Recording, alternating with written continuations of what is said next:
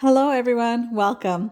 I'd like to introduce you to my friend and neighbor, Yvonne. Why am I introducing you to Yvonne? Because recently we spent an afternoon of crafting and we had gone shopping together maybe a week or two before that. I had bought some poinsettia picks and they were about $10.99 a pick.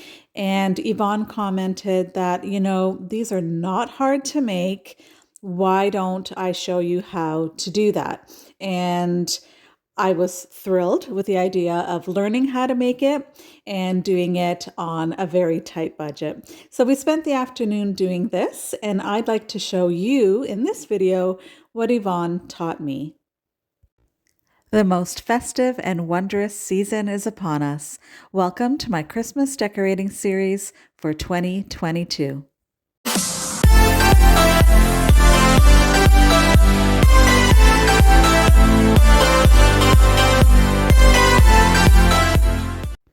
We start off our DIY here with a roll of fabric. So I thought that this tartan fabric would be wonderful. You can see there it's $2.50. It's a roll from Dollarama. And you really don't need expensive fabric to do this particular job, just one with a little bit of weight to it. So now let's go ahead and make our petals. We will need two different sized petals, smaller and larger. So if you sort of don't trust yourself to draw out the petals, what you can do is use a doily. You'll need two different sized doilies. I'm just using one size for demonstration in this video. And what we're going to do is fold the doily in half several times, sort of until you can't fold it anymore. We will open that up and we will decide how many wedges that we have folded, how many wedges we want for the width of our petals.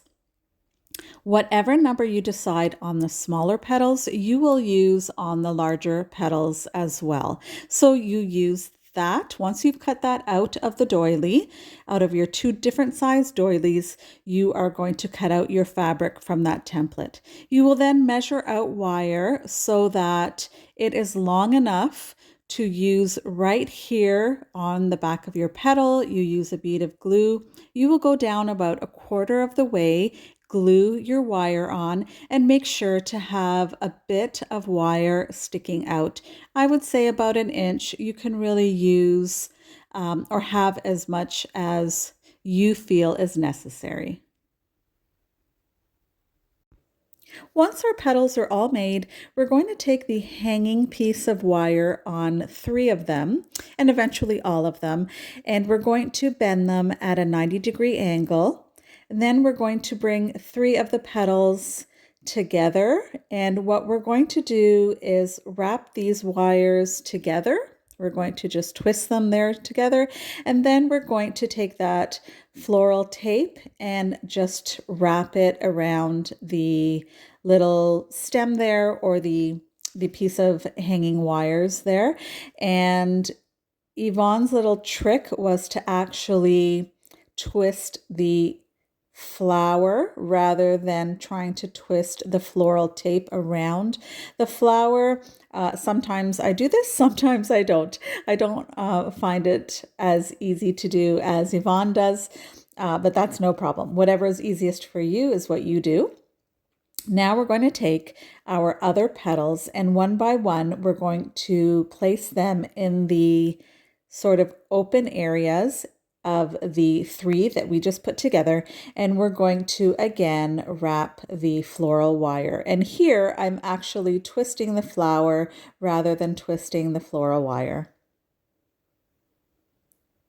So we continue to do that. We bend it at 90 degrees, and again that open space there, we're going to fill it with one of our petals and continue to wrap. Now, basically, we do this with all of our petals, but it is important to do this sort of in the right order so that it comes out perfectly. Now, once we have all our inner smaller petals done, we're going to sort of form them by lifting them up and shaping them with a wire. And you can shape these however you so desire.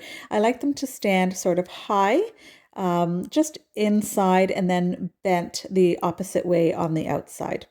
Now we're going to take our larger petals and we're going to do the same thing, bend at 90 degrees, and then start wrapping them in the open spaces on the outer part of the flower. Now that all of our larger and outer petals are all in position, we're going to go ahead and just form the wire underneath them to make sure that they stand up and have body to them. And once that's done, we're going to go ahead and put some berries in the middle. Now, I found these, they're holly leaves with berries. They look perfect. However, I do love the contrast of white with that red and green tartan.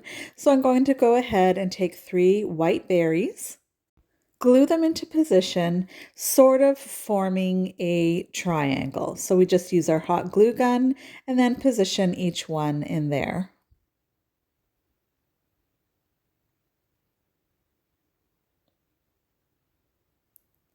There we go. Here's another one I made earlier. Perfect. I realize here that the one I just made doesn't stand up quite enough, so I'm going to go ahead and just fix the wiring on those. And this will give it more of a 3D effect.